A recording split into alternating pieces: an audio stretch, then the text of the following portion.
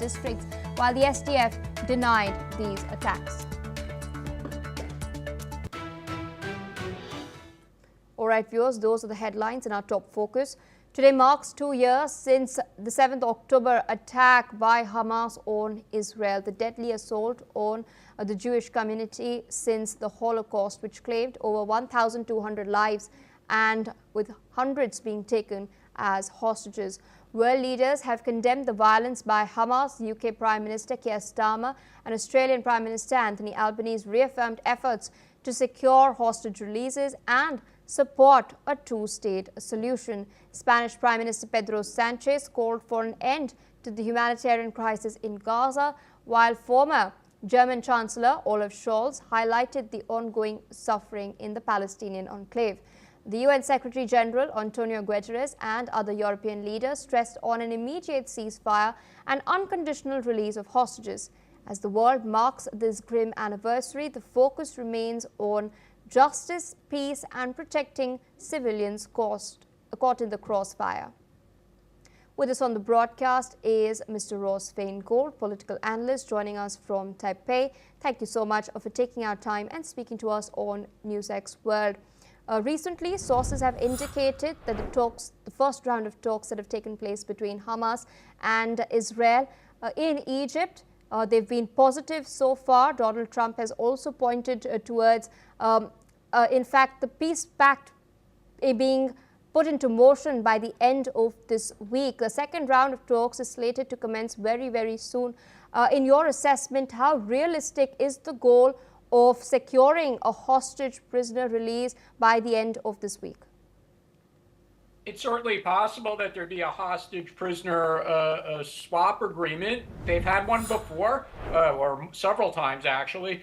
So that's certainly within the realm of possibility. What we don't know is whether or not President Trump's 20-point peace plan could actually be agreed to and implemented, because there's an important issue that the parties remain far apart on, and that's Hamas giving up its weapons and having no future role in the governance of the Gaza Strip. And from the statements made by Hamas, they're not willing to do that. And if they're not willing to give up their weapons, which is basically a full surrender, then Israel is going to continue to fight the war until the very last Hamas fighter is killed or captured. That's just the reality.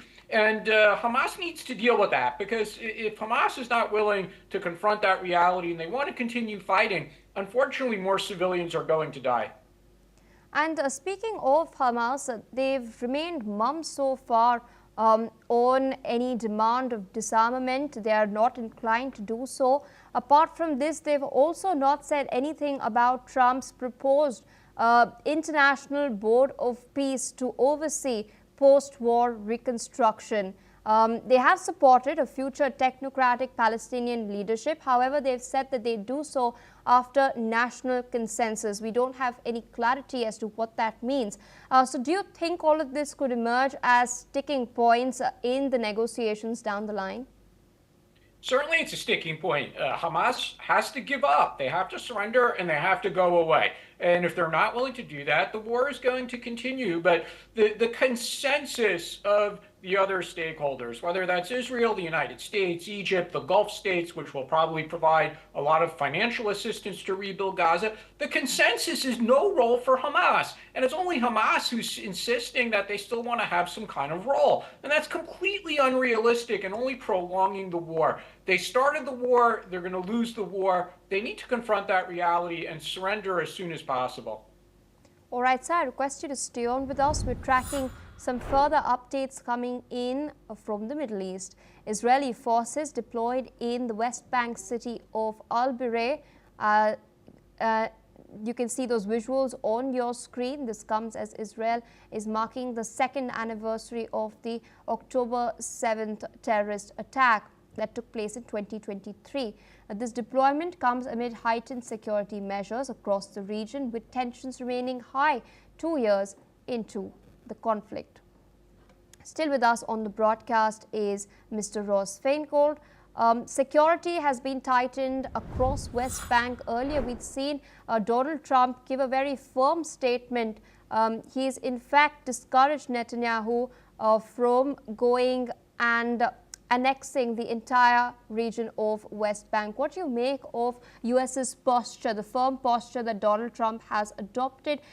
Is this done in order to sort of, reduce the fears that the Gulf Arab states have had about Israel ever since the strike in Doha?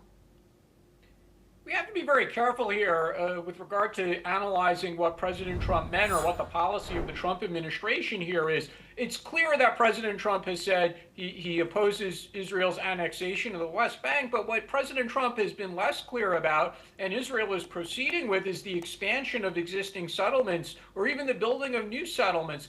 So there is some nuance there in what the United States position is. So Trump says openly he's opposed to annexation, but he hasn't openly said that he opposes settlement expansion. And we see that the Israeli government is continuing to do that. Of course, the Gulf states are unhappy about this, and some of them are willing to have closer relations with Israel or even enter into diplomatic relations, the big one being Saudi Arabia and whether they would be willing to do that. But ultimately, unless the Israeli government is willing to agree to a pathway for an independent Palestinian state in the West Bank and Gaza, then there's only going to be limited cooperation between Arab countries and Israel. And there's not much the Trump administration could do that. Israel is a democratic country. The voters elect the government. And for now, they've elected conservative governments that are just absolutely against any kind of pathway for an independent Palestinian country.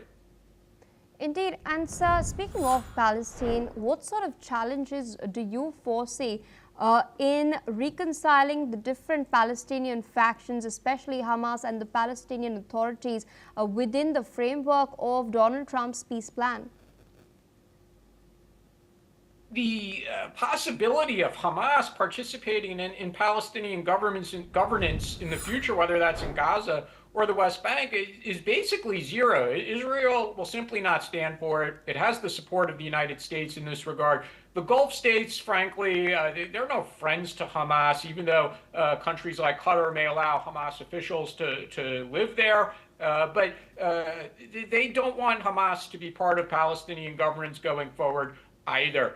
So there's a consensus on that issue. The other issues, though, are more complex, such as how much autonomy will the Palestinian Authority in the West Bank have going forward? What will be the structure of this International Board of Peace in Gaza going forward? So there are a lot of unknowns here. But again, one thing that there is consensus on is that Hamas has to surrender and go away and not be part of Palestinian governance going forward. All right, sir. With that, I would like to thank you for taking out time, sharing your perspective with us on